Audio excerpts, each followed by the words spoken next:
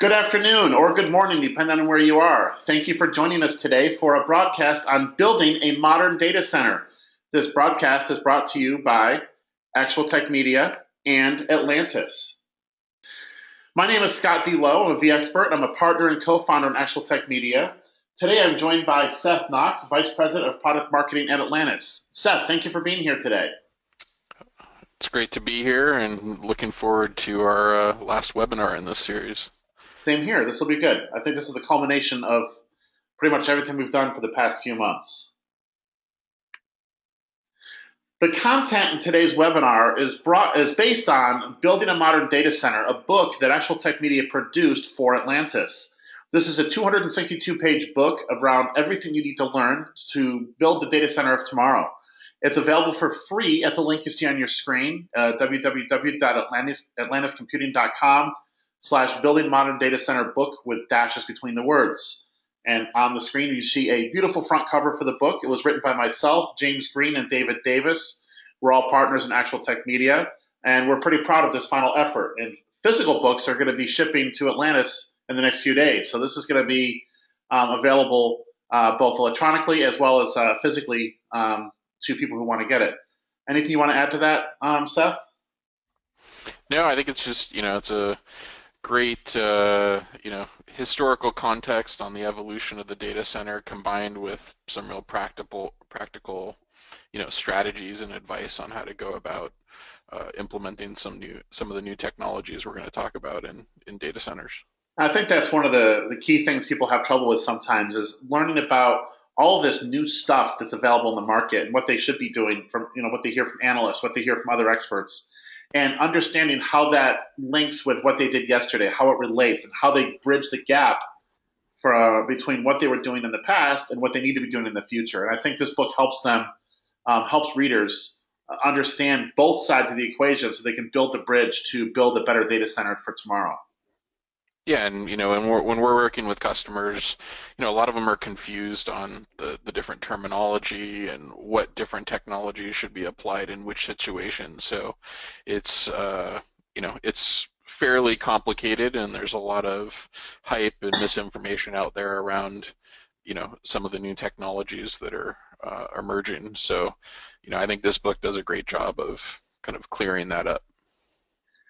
For our audience, if you have questions for either myself or for Seth, please make use of the Q&A control panel, the questions control panel in the GoToWebinar control panel.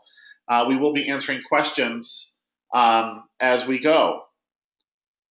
And the other thing I wanted to mention is the fact that some of our content in today's webinar is also based on another project that Actual Tech Media performed with Atlantis.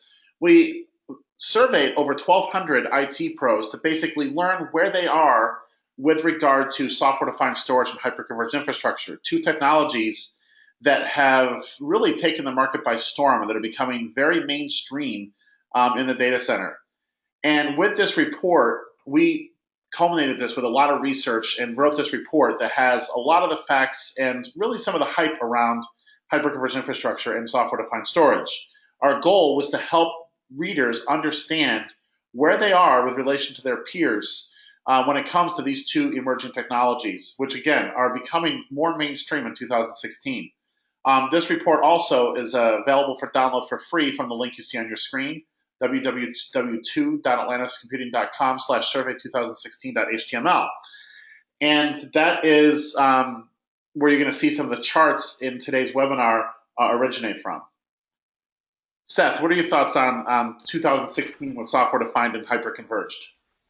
Well, I mean, having a resource like this was invaluable to us. I mean, there's a lot of questions out there, and not many people have done surveys on the topic, and certainly I don't think there's any ones that combine the two technologies, which are very interrelated. And there's a lot of detailed analysis you did in there. Around, it's 42 pages with lots of charts and figures. So there's great data in there. So it's great to see, see the result of all of that work come out in this report. So I'd encourage people to take a look at it, whether they're, actively doing SDS or hyperconvergence now or interested in, how other people are using it for considering it for the future. One of the things that you mentioned in when you were talking is SDS and hyperconverged, software-defined storage and hyperconverged infrastructure. There's a lot of confusion about those terms and how they relate. We're going to talk to the audience about what, how those two things relate to one another in what ways before the end of this broadcast. So if you're not really sure about what the difference between these two technologies happens to be, we're going to show you some information that might help you better understand where the line is drawn between those two technologies. Let's start with some of the content from the book. And we're going to try to relate as much of the content from the book to what we did in the research report as possible. And, as you can see in the chart on your screen, when we ask people how large of a staff they have, almost a quarter of respondents have 4 or fewer IT staff people running everything in the organization. And one of the things, I've worked in both large organizations and small. And one of the things that's always interesting is that small organizations have almost the same breadth of responsibilities as those in larger organizations. IT has to manage the same systems, it has to support the same processes that we see in larger organizations. So we have to do that with fewer people, which necessarily means we can't always get as deep as we'd like to when we work in small organizations. And when we start to think about IT as a whole, that's really becoming a common need across the board, which is basically giving more breadth to the IT organization, but it's going to be at the expense of some of the depth, which means that we have to really simplify what we're doing. Simplification is not an option anymore. We have to make the data center simpler and easier to manage. What we've seen in the past, the device and services growth doesn't scale the way it used to. We're not going to just continue to add IT staff, add skill sets the way we have in the past. We're going to have to find ways to flatten the IT organization and make it easier to manage some of the technologies that we've had in the data center. And that's going to be a key task moving forward. And this is one area in which software-defined storage and hyperconverged infrastructure are well poised to help organizations because they can bring simplification to the masses. The other thing is when we start to look at IT, we've always talked about this bridge, this gap between IT and the business. We want to be able to build bridges over it. Well, IT in many organizations is still not considered strategic. In many cases, it's considered very much an operational expense that has to be managed. That's unfortunate for a lot of reasons, but unfortunately, it's reality in a lot of organizations. So we see IT as being seen as a cost that needs to be reduced rather than an enabler for the business. And that's one of the big challenges that IT has to overcome. And overcoming it might mean trying to change the culture of IT to become more of an enabler, or it might be having to reduce costs. And to do that and maintain service levels, we're going to have to simplify and make the data center an easier place to manage. Seth, what are your thoughts on this? Well, we had a great question from Mohammed that said, that he wanted to ask how we change the mindset, of IT to invest in, modern data centers during, kind of flat budget cycles or economic downturns. And, you touched on it, but I think the building a modern data center is not about having the latest and greatest technology. It's about using new technology to actually drive down cost and deliver more value. So, you know, economic recession or flat budget should actually be a time where you invest more because each investment should result in some, increase in value or reduction of a cost. So a lot of the, hyperconvergence or SDS or, kind of automation, all of the things that we're going to be talking about, one of the underlying themes of those is how you're reducing costs. Now you have to be careful because it's easy to promise, long-term operational cost reduction for a short-term increase in spending. So you have to be able to show a balance of driving down upfront costs like hard costs, power, cooling, um, spending on software and hardware in combination with more of the soft cost reduction like operational expense maintenance, administrative costs. So I think, the that question brings out one of the essential underpinnings of what we talked about in the book, which is um, you have to tie each investment to a business outcome, and then you have to start with a project where you can demonstrate, business success. It can't just be for the sake of doing it for the technology's sake. We just got a question in the Q&A panel here that says he wants to ask how we can change the mindset of current customers to invest in a modern data center during an economic recession. Now, whether or not we're in a recession probably is, many people still think we are from the previous issues that we've had in the economy. But I think budgets are still very much under pressure and they will be for the long term. And to your point, it's really critical that IT leaders and IT staff members always keep a laser focus on what the business need is, what business goal they're accomplishing with every project they undertake. When we start to look at new technologies, it can't just be for the sake of the new technology. There's got to be a reason we're doing it. And that's one of the things I think some people get lost in the trap. They hear all these cool things that we can do, but they don't necessarily have a reason. It's just because it's new and shiny. But when we start looking at things like software-defined storage and hyperconverged infrastructure, the other thing we're hearing from a lot of people is we're going to save you tons of money for the long term. We're gonna basically cut your costs by 50% forever. The problem is many organizations are not going to just simply fire the IT staff that they have. They're going to, and that's not a problem, but it's meaning that we're going to reallocate those costs instead. So the way I like to approach this is to say that we're going to, rather than cut the costs, we're going to reallocate those resources that we're going to free up in IT to better meet the needs of the business. We're going to have these people, their time that they're spending right now doing X, Y, or Z. We're going to try to reallocate the business-facing goals. And that's one way that we can start to help organizations think about moving forward with some of these initiatives without necessarily having to make people pay the price for having to pivot like that in IT. Do you have any thoughts on that, Seth? Yeah, I mean, that's right on. I mean, if you're the guy who is in charge of watering and feeding the SAN, you need to expand your horizons and start becoming, a virtualization architect or someone who's, going to lead the transition from kind of traditional infrastructure to some of the modern data center approaches.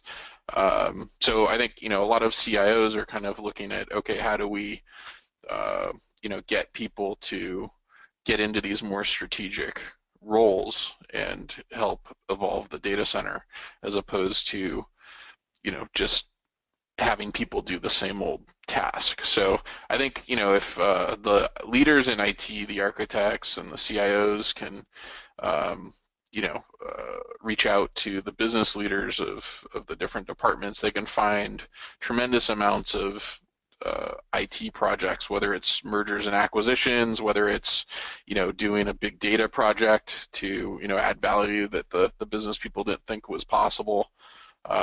You can, there's a lot of things to do in IT that can add business value that not everybody's doing. And if we can repurpose the efforts towards that kind of innovative work and eliminate the manual, work that can be automated, IT will be viewed more as a business enabler, as you mentioned.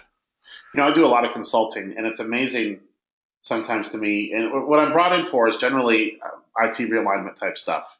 They think that the IT function is not working well, and it's a case of poor communication, but it basically points to the need to be able to make sure that IT is supporting the business all the time. And it's just that's been the case for more than for multiple decades, and it's going to continue to be the case for multiple decades to come. When we think about costs, though, costs don't simply go down over time.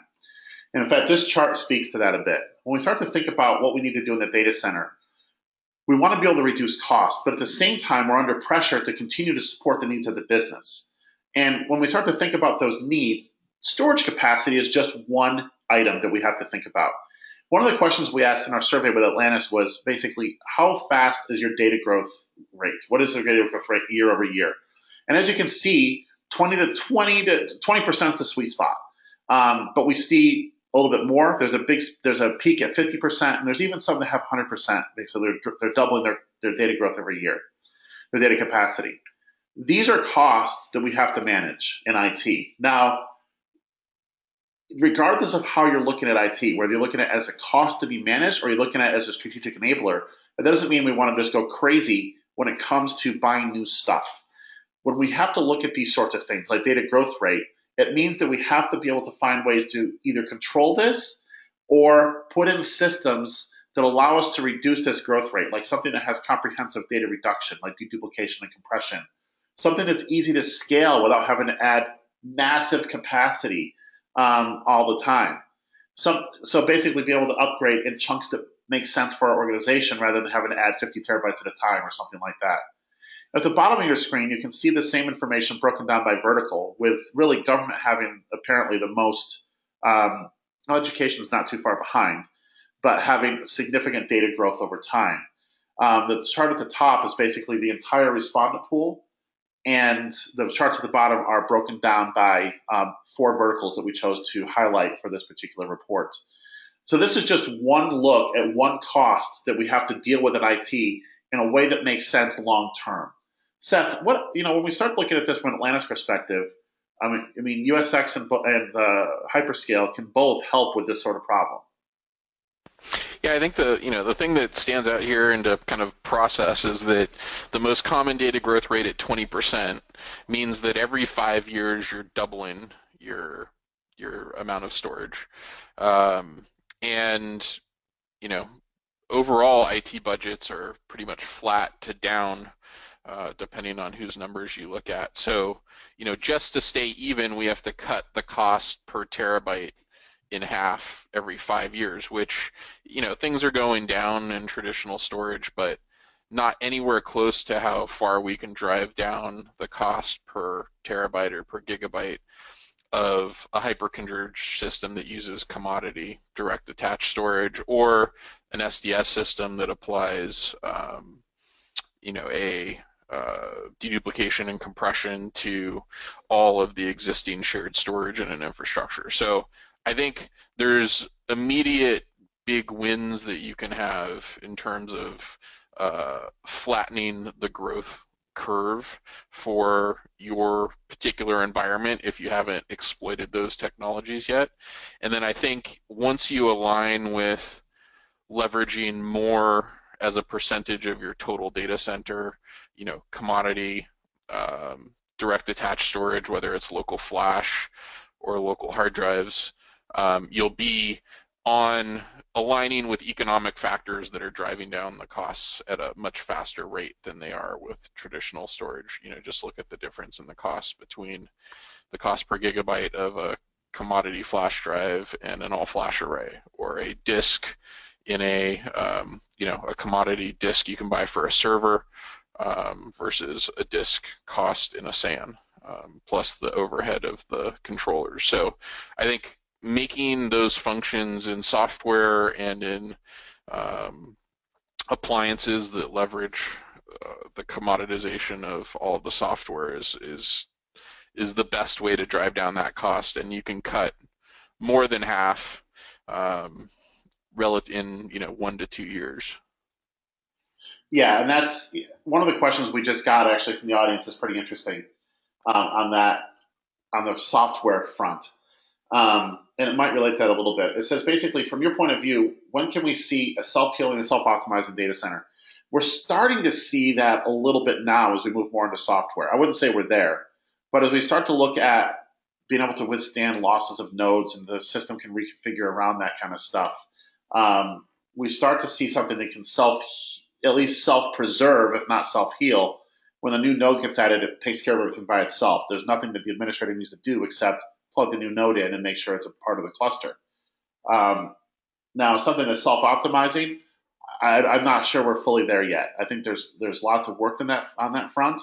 Seth, do you have any thoughts on that?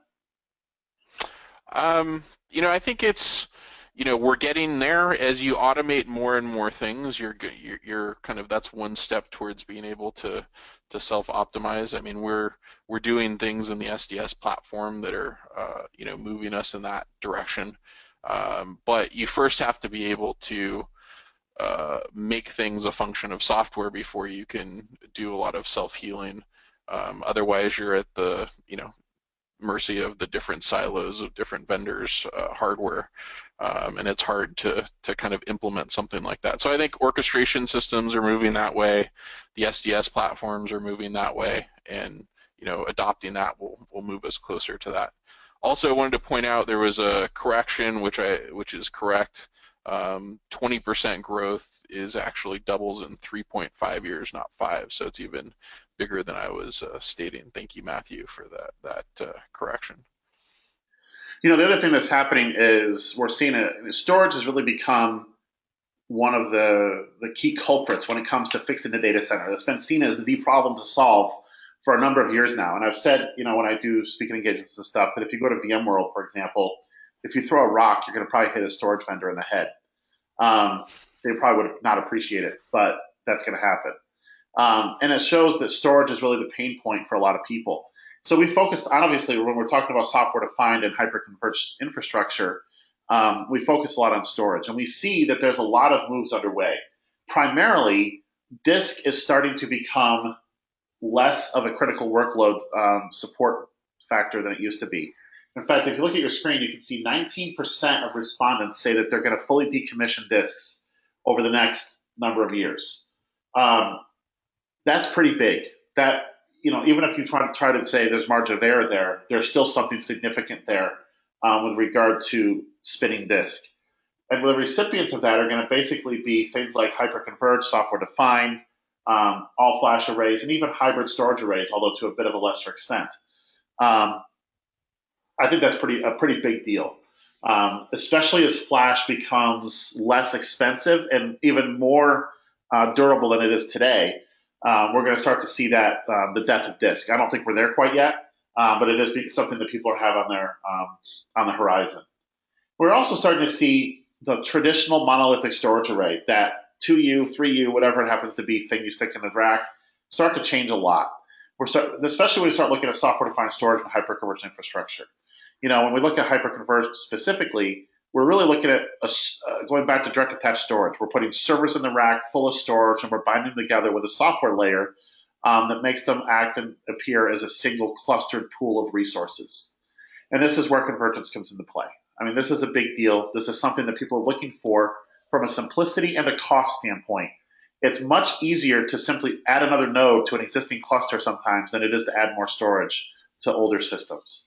And we can't discount cloud. Cloud is becoming, and has become, really probably one of the biggest competitors for the on-premises world. In fact, one of the questions that we just got in the Q&A control panel says, how can we convince the business to go develop a new data center rather than just going to the cloud like Amazon or Azure or whatever it happens to be? And the answer to that question is, it depends. How do you do it? It really depends on what the needs of your business are. Do you have lots of locations? I mean, you could do it either way, but it's really going to depend on what the outcomes are for your business. If it's all about money, initially, you might see some savings by doing everything on the cloud. But there will come a point at which it becomes less expensive to bring it back on site. In fact, I was talking to someone who runs one of the major large indexes, NASDAQ.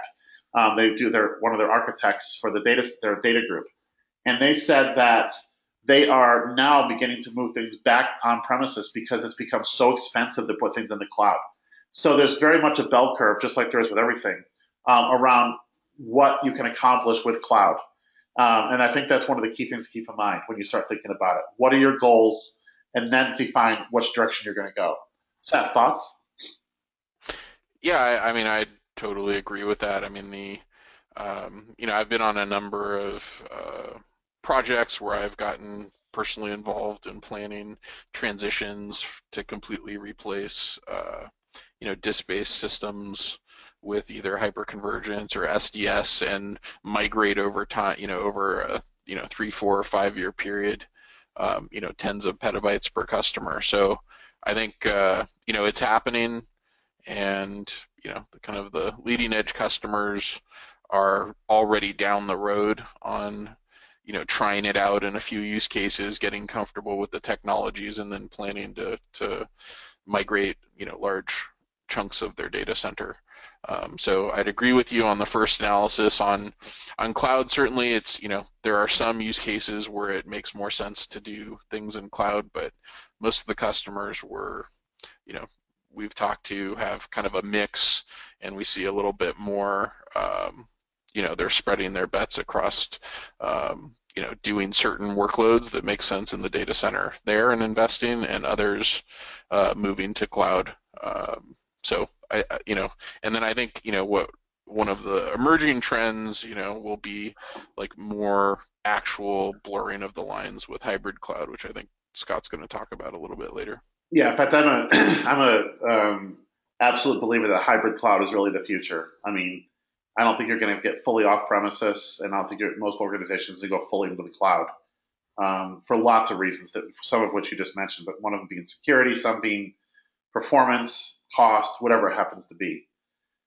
What you're going to see on your screen right now is one of the figures from the book. It just basically outlines some of the things that we've seen with regard to the timeline for different storage services. I'm not going to spend a lot of time on this slide so we can continue on, but if you take a look at the book, this is one of the things that we'll talk about in depth in the book. There are lots of trends that are hitting the data center, and one of them is software defined. I always like to ask people when I'm speaking is how many of you are sick of the phrase software defined? And I usually get a lot of hands that go up. The thing is, it's a real thing. We're actually seeing it in action, and a lot of products are hitting the market, and it has real benefits. It has the ability to allow us to be much more software driven than data center, which means we can manipulate things better. We don't have to be locked into hardware paradigms that are controlled by the vendor. There's lots of APIs to be leveraged, so we can actually program the data center to do things the way we want it to do. And things can interoperate a bit more, and we have a little bit better cost controls because of the way we can grow the data center. One of the ways that software defined helps us save money is to allow us to use commodity hardware. Now, this doesn't mean that we're just going off and buying whatever junk we can find on a shelf.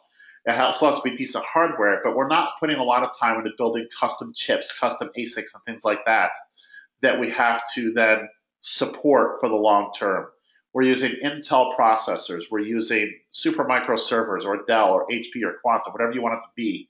The underlying hardware doesn't matter that much. The software layer can leverage whatever hardware is underneath it. The other thing to keep in mind is that there's a relationship between software-defined and hyperconverged. We're going to show you a chart in a little bit here that I think will help bring that picture a little bit clearer for you. The other question people have to ask is, do they want software or hardware? Now, I just said that we're starting to go to the software-defined data center, but that doesn't mean that we don't have hardware. We have to have hardware somewhere, otherwise the software's got nothing to do. So when you start to buy hyperconverged infrastructure, especially, you can buy it as just a software package that you install on your own systems, or you can buy it as a pre-configured appliance that comes ready to go, and you just rack and stack and turn on. And the same goes for software-defined storage. And when we ask people, what do you want to do? 57% said they're open to both kinds of solutions. There is a place for software, there is a place for hardware in most organizations. Only 18% said they want a software-defined solution only, or a software-only solution, and 25% said they really want an appliance. And again, it goes back to what are your needs. Those that want low touch and just immediate return on investment, time to value, might go for the appliance side of things. Those that want more configurability and the ability to really specify how much RAM, how much storage, how much compute they're going to have in the platform may want to go to a software-based solution where they can define that a little bit better. As the appliances, you can't get quite as granular with regard to configuring each individual resource component. And that's something that we have to think about as we make those decisions around which direction we're going to go with software-defined and hyperconverged. Are we going to go software, or are we going to go an appliance-based approach? Then we have Flash. Flash in both software-defined storage and hyperconvergence is really the critical enabler for a lot of this. Without Flash, we would not be getting the performance that we're getting in today's data center and in the data center of tomorrow. These are things that are all coming together to give us all of the options that we have moving forward with a modern data center. Seth? Yeah, I think I was kind of actually surprised to see this result because a lot of the marketing and discussion and hype in the industry has been around the appliance form factor, and I think the appliance form factor has been great in terms of simplifying the integration and deployment of the different components. Um, but I think the 57% are basically giving the right answer, which is you should look at both, and in some cases, using a combination of the two to solve different use cases and approaches. Now, like in the case of Atlantis, you can use a software approach in combination with hardware for different use cases. It's common with remote office, branch office, for example. You want more appliances there, but at the primary data center, maybe you have SDS there, and that's a replication target for Robo. Other scenarios, you can do hyperconvergence on blades, for example. If people have a preference for blade infrastructure, then software would be able to solve that problem, but there aren't any hardware appliances that I'm aware of that can do that. Um, but in mid-market and robo, people who don't want to spend any time doing any design or customization of the architecture, the hardware appliance is a great option. So I think, we're seeing a lot of customers interested in applying both. And maybe they start with a specific application or a specific purchase of new data center infrastructure that's appliance oriented, but then they also want to go back and leverage existing infrastructure in combination with software approaches. So I think this is a good, they're not mutually exclusive, and you should consider both for different use cases. One of the things that we have to think about is what are our use cases around wanting to do hyperconverged or software defined storage? And really, virtualization is one of the drivers that determines really what you can do. If you're a 0% virtualized shop and you intend to stay that way, hyperconverged infrastructure is not going to be of that much interest to you because in most cases, it requires that the workloads are virtualized. In some situations, you're able to expose the storage from the hyperconverged infrastructure to external systems, but in general, they're intended to be consumed from within the hyperconverged infrastructure. As you can see on your screen, we see a lot of organizations that are above 70% utilization, virtualization, I should say. And that bodes well for what they can do with hyperconverged infrastructure. The more heavily virtualized you are, the easier it is to consume the hyperconverged infrastructure resources. But again, in some cases, you can expose the storage to other systems if you want to. For those that are heavily converged, hyperconverged is an option. For those that are not very heavily converged, software-defined storage might be a better option or a more palatable option because basically you're just adding a storage layer that's much more configurable than what you may have today, and also gives you some of the benefits that you get from hyperconverged infrastructure, such as very granular scale. You get all the data services that you're going to want, including data reduction and things like that, replication. Um, but often at a fraction of the cost of a traditional storage array. So this is one of the ways that hyperconverged really, in software defined, kind of rely on virtualization to determine what the path forward might be. Seth, can you talk a little about how Atlantis fits into this picture a little bit? Yeah, I mean, I agree with everything you said. Virtualization, at least some virtualization in your organization is a prerequisite for both SDS and HCI. And I think it's also important to think about your virtualization strategy and align that with your hyperconvergence and SDS strategy. So, it's generally, um, you know, you have to figure out, okay, are you one hypervisor or another? Are you planning a dual hypervisor strategy that impacts decisions you make on SDS and hyperconvergence side? You need to align with vendors that are kind of supportive of your hypervisor platform. So, that's the key. It's, virtualization is an enabler for SDS and hyperconvergence. And there are cases where, like you said, we have customers who will have a software-defined storage platform, expose volumes, and use, a physical server that might be running Oracle database and present storage to that. But that's kind of the exception, not the norm. A lot of the automation and benefits you're talking about are based uh, on being virtualized. So it's definitely a critical part of it. There's a question from the audience about how effective is hyperconverged when it comes to low latency applications, and I get the sense that it's just like normal storage. You have to look at the breadth of solutions that are available on the market, do proof of concept testing, and determine how well your applications will work. But there's no reason that you should see poor performance from hyperconverged infrastructure. In fact, if you compare just about any hyperconverged infrastructure solution you can find with your old traditional disk systems, disk storage arrays, they're going to blow them out of the water from a performance perspective. Um, Yeah, and from especially from latency, you're generally running the workload closer to where the storage is being provided.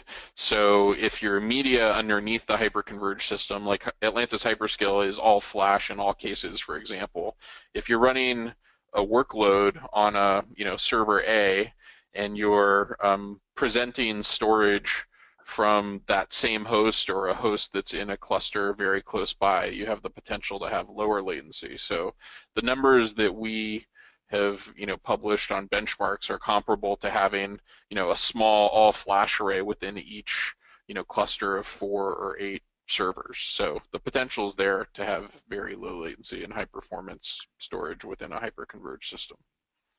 One of the things we can't forget about when we're designing the data center of tomorrow are the business requirements. And one of the things that is unfortunate but reality is we have to think about risk. Just like you buy insurance for your house, just like you buy insurance for your car, you hope you're never going to have to use it, but you have to think about risk management in everything you do. This goes on to manifest itself in business continuity and disaster recovery plans and features in our tools.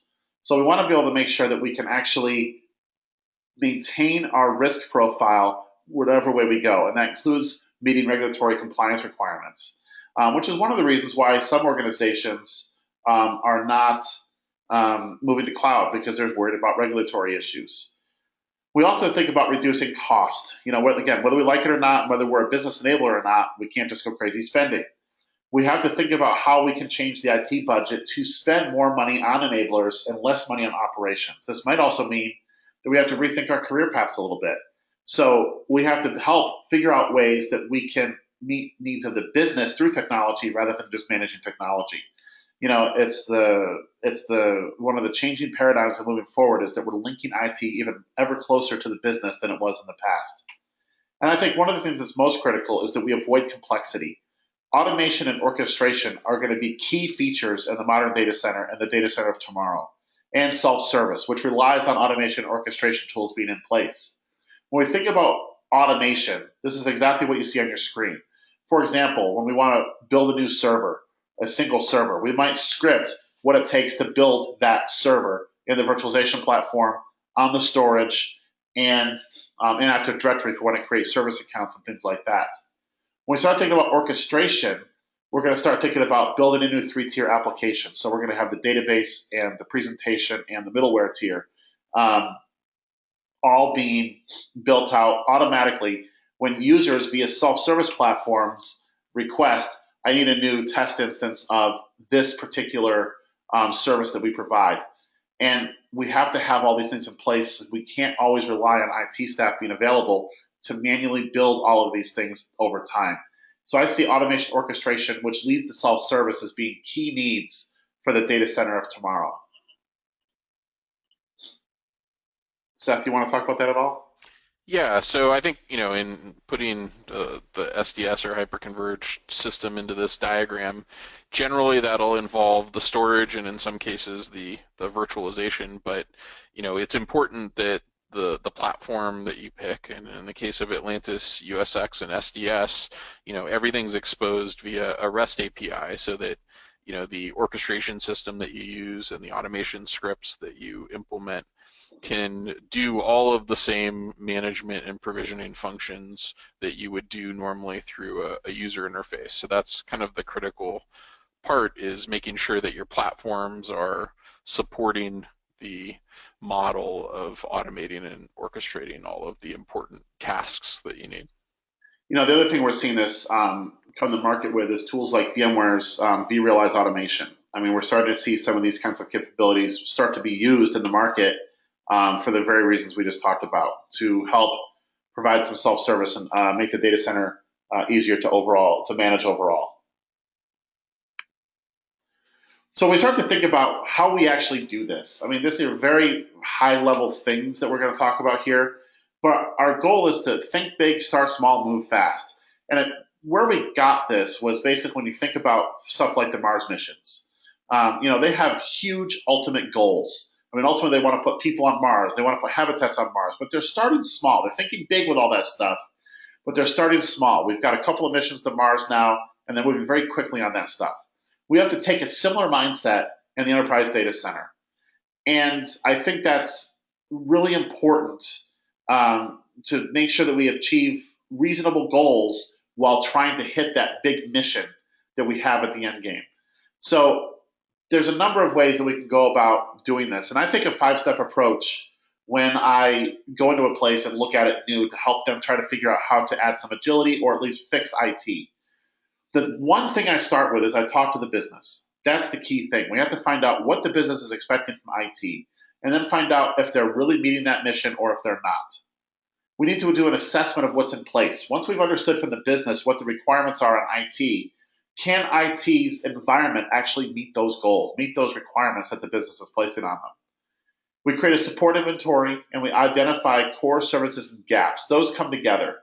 We have to understand what is happening right now and where there are gaps in order to be able to understand how we move forward. And then moving forward, we might decide we might want to outsource certain things. Now that doesn't mean we're going to just ditch IT altogether. What that means is we're going to find what IT's core competencies are in alignment with what the business is requiring, and everything else we want to try to find ways to outsource. We want the IT staff that's in-house to be able to focus on what's important to the business and then make the other stuff someone else's problem wherever we can. These 5 steps have worked well for me in my career. I think they're critical for any CIO or even IT staff person to understand to help them provide the best value to the organization. When we start to look at the key decision criteria that we ask people around with software-defined and hyper-converged, some of these things start to come into play. Now, the problem with this chart, I will be upfront about this, is the responses mixed some things. So, example, we asked people, is performance important? And lots of people said yes. But all flash wasn't that important. We shouldn't have really had all flash as a choice here because it's really not applicable. If they want performance, they're going to go all flash or go heavy on flash. So we basically combined the outcome with the way they get to that outcome. So it's not perfect, but it does give you representation for sort of how people are looking at moving forward with some of these technologies in ways that can help them with some of their business goals. Seth, do you have anything you want to add, or should we move on? Just a quick comment is that, I think it's really important to get that first big win as you start small and show some business impact there. And, that'd be my only recommendation is pick that first one really carefully and make sure you get a win there so that you can start, hitting those milestones on the way to the bigger objective. Yeah, in fact, I mean, at times it would almost be counterintuitive. You might be picking something that doesn't seem that important, but just the fact that you're improving it demonstrates you can do it. And that's really what people want to be able to see. In fact, we sort of start talking about that here with Transform the Data Center. The second bullet point says address low-hanging fruit use cases. Get the easy stuff out of the way, because a lot of times things that you wouldn't think are going to be that critical are going to be some big time savers and could even be big money savers. Get test dev taken care of. Virtualize everything you can. Handle DR and VDI if it makes sense. But do everything in alignment with the needs of the business. And when you're thinking about this, start thinking about how a software-defined data center mindset can help you. If you had compute, storage, and networking that were completely programmable from a single location, which will allow you to automate and orchestrate services, what would that mean for how IT does business? Would it allow you to simplify the data center? Would it allow you to reduce personnel costs and then move those personnel resources over to more business-facing activities that we talked about earlier? When you start to think about IT data center transformation, you're really thinking about transforming IT as a whole.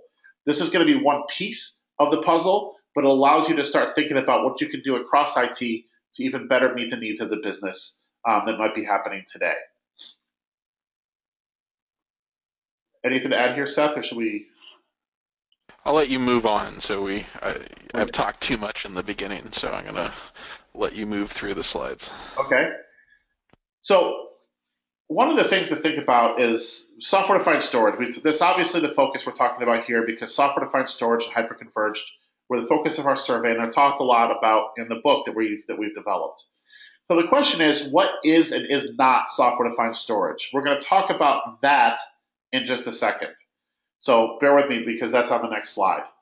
When we start to think about what software-defined storage itself is, though, it's really when we take existing storage resources, we abstract, pool, and virtualize those resources. What does that mean? Well, if you think about what we've done with servers, we've basically abstracted the hardware away and we put a thin virtualization platform, the hypervisor, atop all of our physical hardware. And we might have 500 servers, but they all appear as a single resource pool when we start looking at vCenter. Now, obviously, we can manage each individual host, but when we have tools like DRS, Distributed Resource Scheduler, and other workload management tools, we start to not have to worry about the underlying hardware as much. The software layer is going to determine where workloads run. And when we start thinking about storage, it's going to determine where workloads run as well. One of the things that people think sometimes, though, is when we start talking about software-defined storage, that it doesn't match up to traditional storage. And that is not the case. If you look at the diagram on the right side of the screen, you can see that you should be looking at software-defined storage options and be able to check off most of those boxes. Most enterprise-class traditional storage systems can check off a lot of those boxes. We want to be able to see the same thing with our software-defined storage platforms, except the first one is not going to be applicable to traditional arrays. We should see data reduction. We should see high availability. We should see policy-based management. We should see flexibility with the hardware. We should be able to see cloning and replication, data mobility, stretch clustering. All of those are capabilities that the enterprise IT people have come to know and love because they rely on these to meet their business goals. These are things you should be able to accomplish with software-defined storage. This is not second-class storage, as I've heard it defined by some folks. This is real enterprise-class storage that can easily replace traditional storage systems. Seth, I'm sure you have some comments on this. Yeah, I think, over the years it's evolved in kind of the first generation of storage virtualization. Maybe people are still thinking about that, but yeah, the today's SDS platforms can do all and more than many of the traditional storage SAN and NAS systems. There's things that aren't possible in SAN and NAS that are being done in the SDS platform. So, I mean, you need to evaluate all of those capabilities to make sure that it meets your requirements with each platform that you look at. But the list of data services available in Atlantis USX is extensive. So don't assume that you can only use it for file and print and not mission critical workloads. So here's what I promised you earlier, is basically a look at what we see when we start talking about software-defined storage and hyperconverged infrastructure. Now, this only addresses the storage component when we talk about hyperconverged infrastructure. Remember, hyperconverged combines compute and storage. But just about every hyperconverged solution on the market is a subset of software-defined storage. Now, when we start to think about that, there's two ways we can address storage in a hyperconverged system. We can either use a VSA, which is a virtual storage appliance, which is basically a virtual machine that runs on each node in the cluster that manages storage, or we can use a kernel integrated module that runs inside the hypervisor or on the operating system. The key is that they're both software. That kernel module is software, the VSA is software. So they're really part of the software-defined storage market. And as you can see, hyperconvergence is a subset of that market. And that's one way to think about how these two things relate. Software-defined storage includes some other kinds of things that are not present in hyperconvergence, but just about everything we see in the storage component hyperconvergence is a software-defined storage component.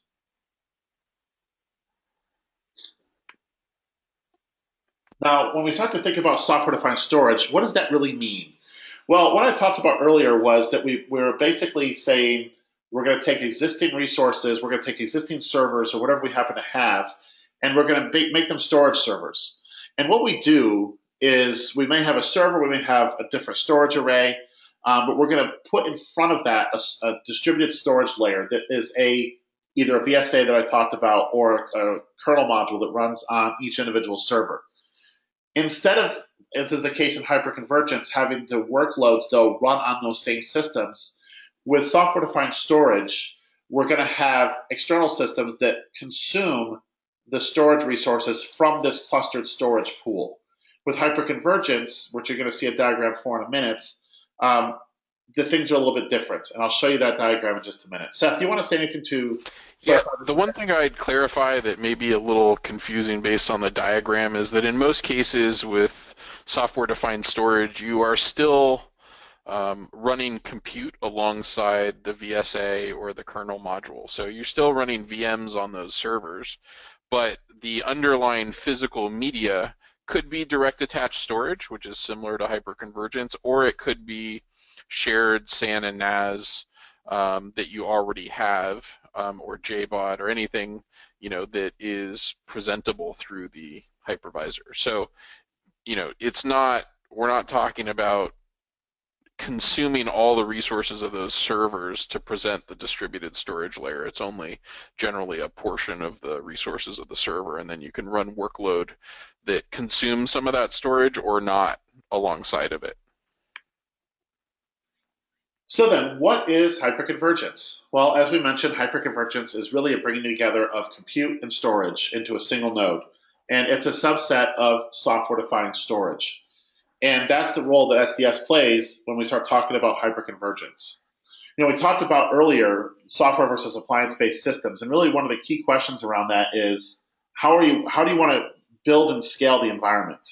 When we start thinking about software, we have the ability to more easily scale up, which means that if we want more capacity, we can add more disks to an existing system in our cluster. If we want to make things a little easier to manage, we might buy an appliance. But that means as we want to add resources, we're going to generally buy another appliance or take a scale out approach. So we're going to add more nodes to the cluster as we want to scale. Now, those are not hard and fast rules, but that's one way to think about one of the differences between software and hardware in the world of hyperconverged infrastructure. Again, we talked about that a little bit earlier, but I wanted to sort of reinforce that here when we start talking about the technologies together. Anything you want to add, Seth?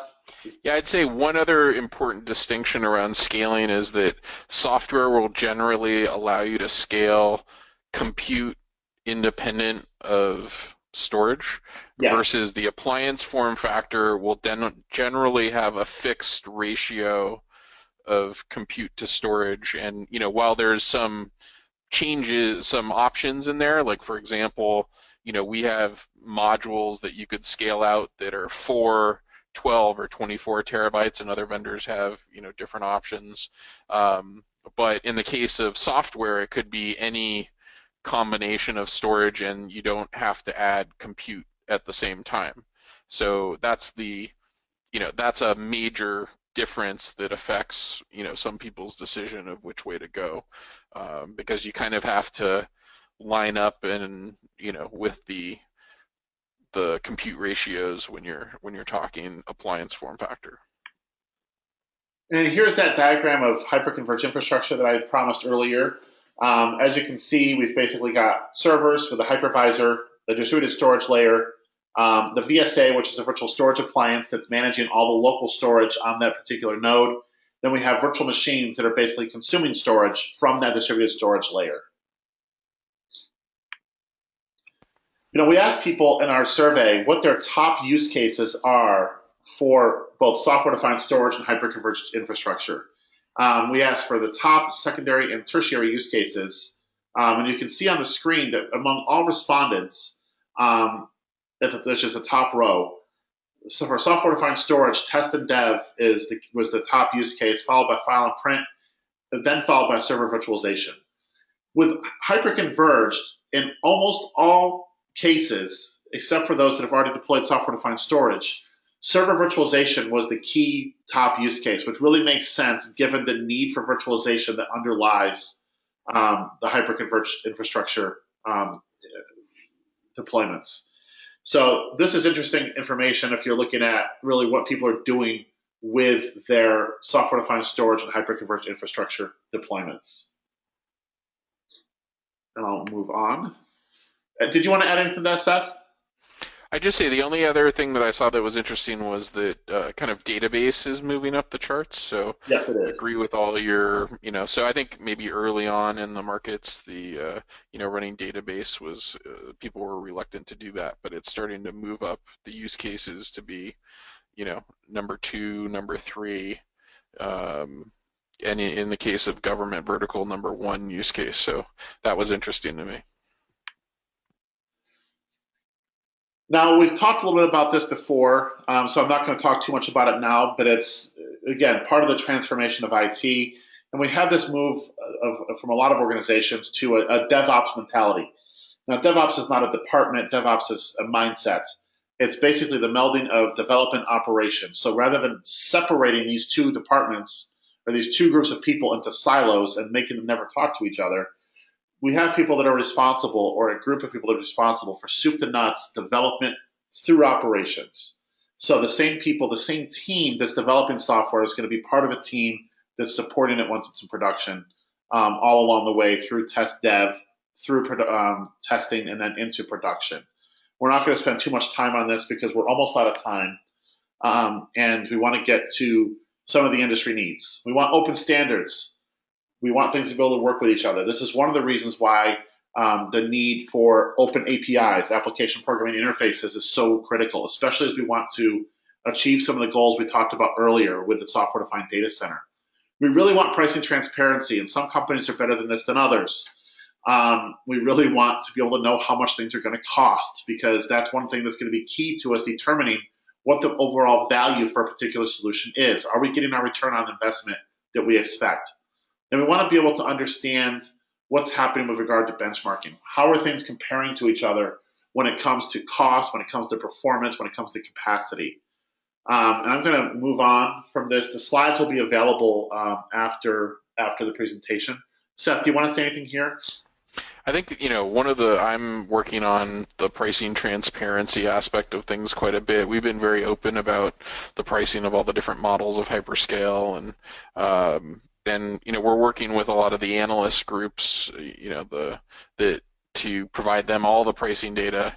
And I'm looking forward to seeing a lot more research published comparing, prices of different products versus the benchmarks that they can achieve. And there's very little out there right now, except for things that are, done by the vendors themselves, which, are often biased. So trying to help that process.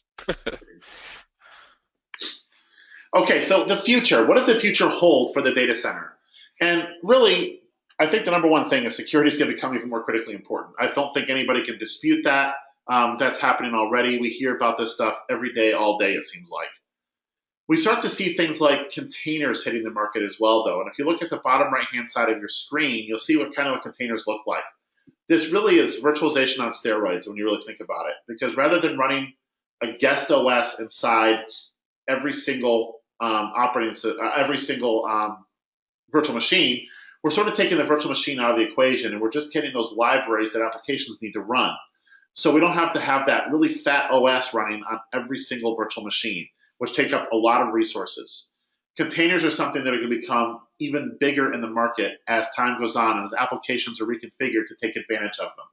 I see containers as really the next wave of virtualization that we're going to see in the next few years really start to take hold in a much more significant way. Open source technologies are also really important. I mean, obviously, we've seen open source become a powerhouse on the enterprise. We don't see that changing. On the storage front, though, we're going to see far increased flash capacity. Reasons like you see up in the upper right-hand corner of your screen. We're moving to things like 3D NAND architecture, which gives us more density on the same silicon, so we can reduce costs. We're also seeing emerging technologies. For example, Intel and Micron are working on a technology called 3D XPoint, which they say is going to add 1,000 times the performance and 1,000 times the capacity of Flash. So over time, just like we've seen in the past decades, we're going to see technology continue to accelerate even more quickly, and we're going to have to be able to leverage those technologies in our data centers without having to continually rip and replace what we've got. When we start to think about software-defined data centers and hyperconverged infrastructure, those are really well poised to be able to leverage those technologies as they come out, because we don't have to rip and replace what we already have to leverage those technologies. We can add new nodes, for example, that might have 3D XPoint with bigger disks, and things like that, without having to tear out what we've already got. And that's really one of the keys to moving forward, is easy integration of newer technologies, what we already have, and eventually phasing out the older technologies on natural replacement cycles, rather than just simply because we need to, because the technologies are not compatible.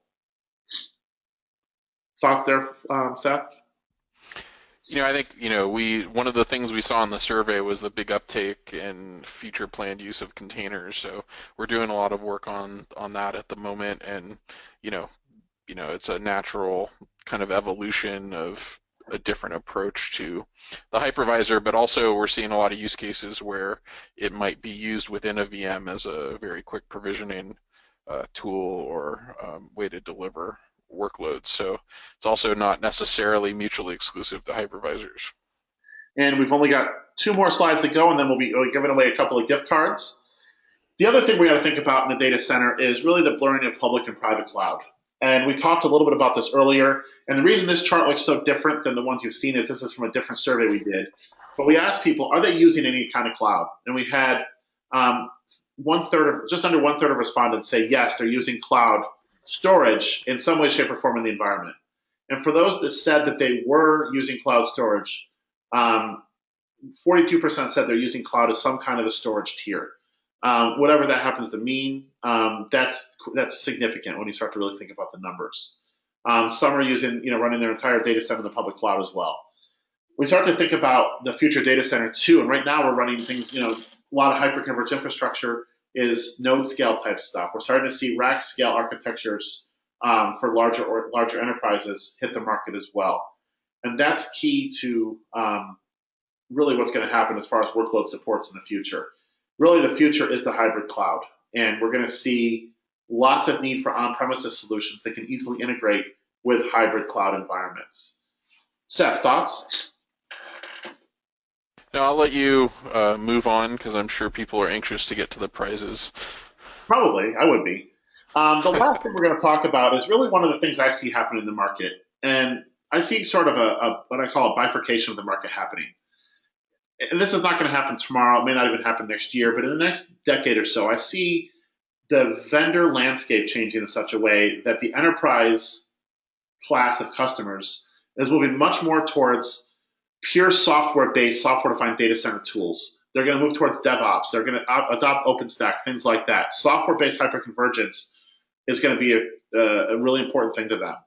And when we start to look at this, the SMB, the small and medium business, and the mid-market, I see them as being more interested in prepackaged offerings, appliance-based hyperconvergence, for example. And the reason is because they don't necessarily need to have the entire flexibility that we see in the enterprise, but they need to be able to get similar outcomes. So they're willing to buy into appliance-based tools that can make their jobs easier to get similar benefits that we're going to see in the enterprise. And I see this as, again, a long-term thing, but something that we'll probably see happen in the market at some point in the relatively near future.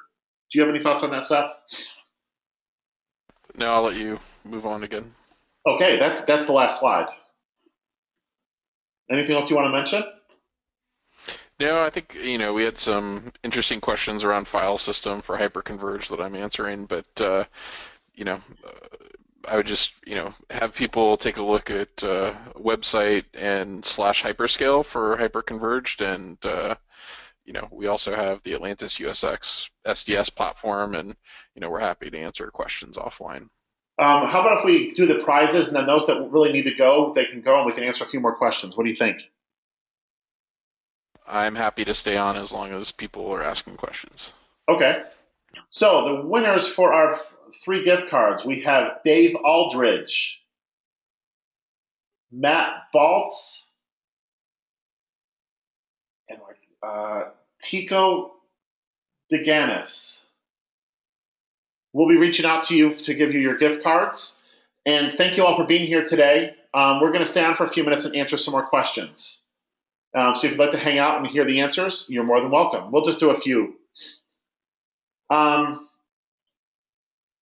One of the questions was around containers versus virtualization. I think we talked about that a little bit, but I guess do you want to talk about that a little bit more, Seth? Yeah, I think one of the things I've seen in talking to customers is that there's a lot of people starting out with containers within VMs, and we're actually doing some work on seeing how that works. Um, and doing some reference architectures and integration work there. So I think there's kind of two cases. One is using containers as a platform for distributing workloads and applications and being able to create and destroy things very quickly. And then there's also the you know larger potential of doing bare metal containers where you eliminate the hypervisor layer and are more efficient resource wise. But I think it's fairly early. You have to solve a lot of the problems that were solved over a decade with the hypervisors. So I think there's work to be done on building out that ecosystem so that you have all the things that are um, in the very mature hypervisors today in a container world before you start doing, kind of mainstream workloads on bare metal containers. One of the other questions here was around the file system, and it was answered by someone. I'm not sure if it was you or Michelle, but basically they asked a question about what type of file system works best in hyperconverged infrastructure. Yeah, so I answered that one, and let me paraphrase my answer, see if there's any follow-up questions. But basically, um, in the case of Atlantis USX and Atlantis Hyperscale, there's an integrated file system that's proprietary, and we do a lot of our um, optimization and things like inline deduplication and compression is inherent in how we've done the file system. So, that's not the case with all. In some cases, they use an off-the-shelf file system and or open source file system as the basis for the platform. But you shouldn't have to worry about what the file system is the kind of the bottom line. In terms of data protection, the platform, depending on your policies, will lay out the blocks across the multiple nodes to ensure that you can have nodes fail and the system remain available. There's capabilities like replication and stretch clustering to do further types of site level protection. So it you shouldn't have to worry about the file system. I think that's one of the. You just said something key there, Seth. I think that when we start to think about hyperconverged infrastructure and software-defined storage, some of the old paradigms that people have really gotten used to really change. I mean, one of the goals of these technologies is to simplify what's happening in the enterprise and the smaller organizations. And having to worry about what kind of file system you're going to deploy is one of those things that really a small business doesn't care about. I mean, the larger business might, but the business itself doesn't care. They just want something that works, and that's one of the things that Hyperconverge brings to the table. It's something that you can basically deploy and it just works without having to. Yeah, I think the other thing that's really useful is the protocols that you present are not tied to the hardware, right? So, if you need file storage in one place and block storage in the other, that's a button you push, not a piece of hardware you buy. So you're not, tying up resources in one kind of storage, just because you need a different protocol, file, block, object in a different use case. Another question we have here is when scaling out, how is scalability, meaning linear or nonlinear scalability? And this was answered or asked by someone named Michael. I can't pronounce it. See? Shay, I would think. Okay. I tried. I might have butchered it. Um, but it depends. I mean, if you're going to be looking at a software build out and you're going to build your own nodes, then basically you don't have to worry about this idea of linear scalability. And when we talk about linear scalability, it means that as we add nodes, we're adding processor, CPU, processor, RAM, and disk in lockstep. So every time you add more capacity, you're also adding more RAM, you're adding more um, processor. So with software, if you decide to buy something like USX, when you want to add another node or more capacity, you could just add disks to an existing node. Or if you want to build your own capacity heavy node, you could minimize the amount of RAM and the amount of processor you add, make it storage heavy. If you're going to go an appliance route, you don't really have that much choice in how much hardware you're going to add. There's usually a range, like you can have, 256 to 512 gigs of RAM, for example. So to a point, you can choose how much hardware you're going to add, but you are sort of at the mercy of the vendor to tell you, here's what you're going to add because that's what we support. And that makes sense when you think about it from a support perspective. If you had people that were buying appliances that change them on their own, that could create a support nightmare, and it really kind of defeats the purpose of the platform. Seth, what are your thoughts on that? Yeah, I think the interesting thing that is also different, you talk about scale out. So in like, one hyper-converged deployment, even if you have 1,000 nodes, you're going to be, creating different cluster sizes depending on your design objective. And obviously, you wouldn't think about the cluster size kind of like you would a RAID group in a storage system. You wouldn't make a RAID group so you have to copy, blocks across 1,000 nodes. You would, design it to provide the amount of capacity you need and high availability you need with the best balance of kind of data protection overhead. So you have to think about cluster size a little bit, and where those nodes are located physically in terms of redundancy for power and things like that. So, the linear scalability, from a management perspective and from a pool perspective is certainly there, but when depending on what your objective is, you might choose to structure clusters differently. We had one person point out that hybrid cloud storage is here today, and it is. That's clearly here today. I think it is becoming more of an issue later on as well. He asked the question, "Do we agree that hybrid is the future of cloud?" And I think that's probably a resounding yes. Um, Yeah, I think the thing that's less here today that, is will open things up more is leveraging hybrid cloud storage where some of the storage is in the cloud at the performance level you need to run nearline applications. That's not really there. I mean, no, it's not. looking at it from a pool, it's there, and management perspective, it's there. But when you get into running a VM on-site off of public cloud storage, you can't do that today. It's going to be a latency disaster Yes. at that point. So bridging it more and giving better management of the performance across hybrid cloud will make it more of a blurred line than it is today. I think. Do you see any other questions that we need to answer? I think that there was what's the name of the book? The name of the book is Building a Modern Data Center.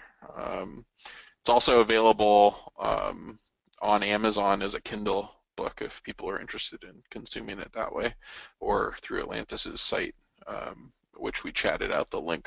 So encourage you to read it and get some more detail here than we have time to cover in an hour and what's gone to 15 minutes now. That's right. Well, thank you all for being here today. Seth, thank you for being here for the last of this series. Yeah, I appreciate it. Thanks. Thanks, everybody. Have a great day.